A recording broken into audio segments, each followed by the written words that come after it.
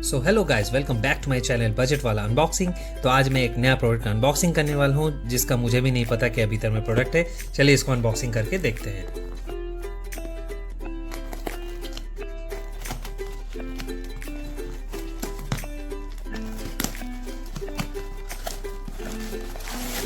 इसको साइड में रखते हैं और भीतर जो प्रोडक्ट है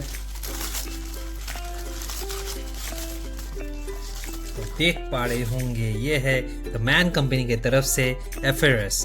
तो जी हाँ, इसका भी अनबॉक्सिंग, इसका भी फुल रिव्यू लेके जल्द से जल्द मेरे चैनल में आऊँगा। तब तक इसका आउटर पैकेजिंग में देख लेते हैं। यहाँ पे देख पा रहे होंगे नोट्स वगैरह लिखा हुआ है।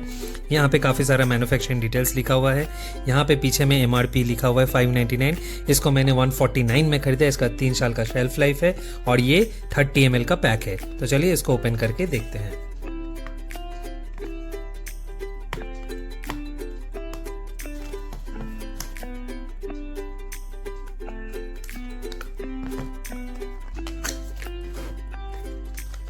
तो भीतर से निकालते हैं परफ्यूम को। जी हाँ, बहुत छोटा सा पैक है, देख ही पा रहे होंगे।